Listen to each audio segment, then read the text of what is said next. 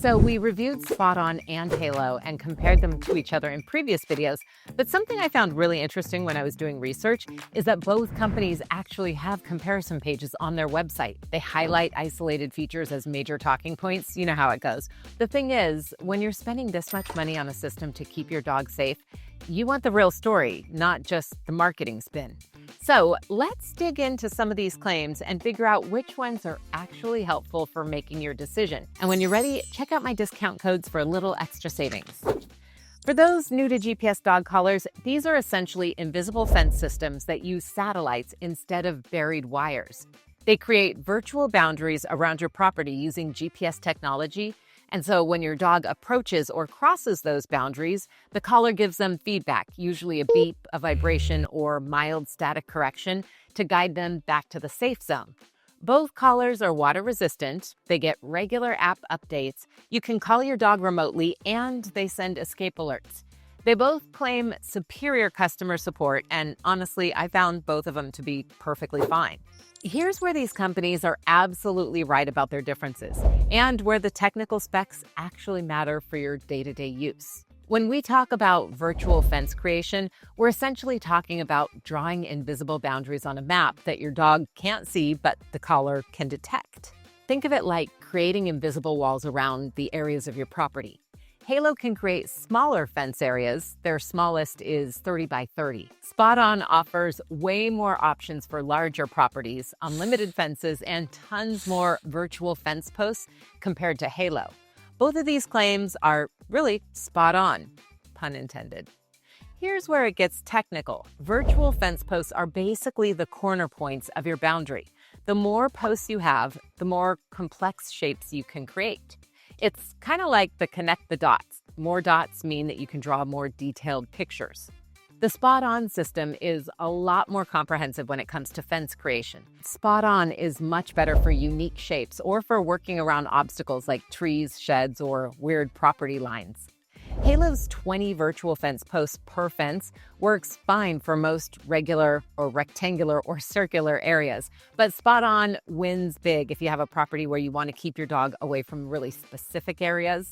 If you have water on your property or questionable areas that you want your dog to avoid, SpotOn should really be your only consideration. The precision really matters when you're talking about keeping your dog safe around hazards. Now let's talk about the claims that sound impressive but don't really matter in practice. Both companies make a big deal about battery life, who charges faster, who lasts longer, when in reality, both of them charge in under 2 hours and last well over 24 hours. But here's the thing, I don't think you should leave either collar on your dog all the time anyway. These collars are designed to be put on when your dog needs boundary training or when they're outside in the designated area. Most people are going to put these on when their dog is exploring the yard, then put the collar right back on the charging dock when they come back inside. It's not like a regular collar that stays on them 24/7. So the battery differences, they're not really meaningful in real-world use. Whether your collar lasts 25 hours or 30 hours doesn't really matter if you're charging it every time your dog comes in the house anyway. The real-time tracking claims are similar. Halo says that they update every second. SpotOn says every 6 seconds. In practical terms, this means how often the app on your phone refreshes to show you exactly where your dog is on the map.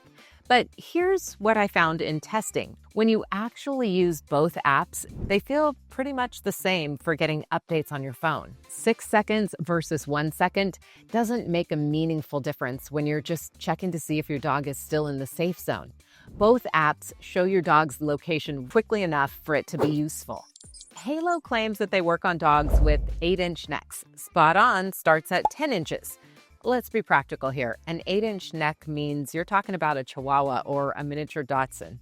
These GPS collars are designed for dogs that are exploring large properties. So if you're considering one of these for a tiny little dog, I would honestly rethink the whole idea.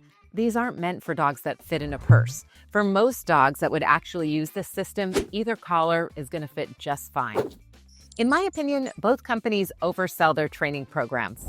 Halo's training is pretty comprehensive. If you're getting a new puppy and you want to train them from scratch, Halo's system would probably be my pick.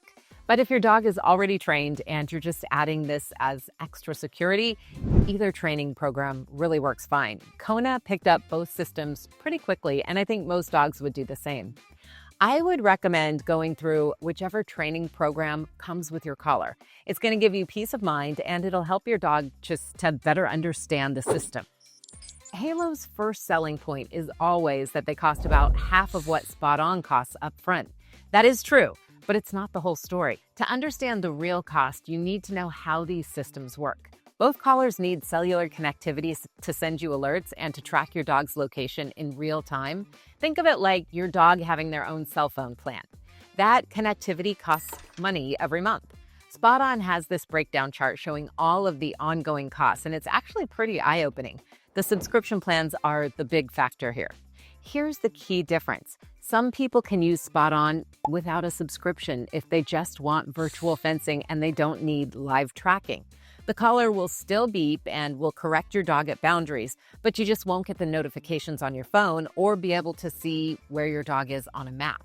But with Halo, if you don't pay the subscription, you basically have a really expensive dog collar.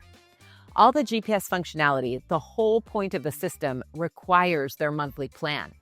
So the price difference kind of evens out over time because of Halo's mandatory subscription.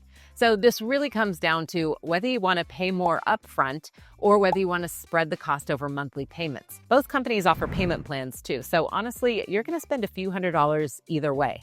The total cost works out to be pretty similar over the 2 to 3 year lifespan of these collars. After testing both systems extensively, I can say they're both solid choices, just with different strengths. This is the simplest way I can break it down for you. Choose SpotOn if you have a large or complex property where precise fencing matters the most. Choose Halo if you want comprehensive training features and you prefer lower upfront costs. If you're ready to make a decision, check out the links in the description for current pricing and for exclusive discounts on either system. And if this breakdown was helpful, let me know in the comments which system you're leaning towards and why. I love hearing about your experiences with these products.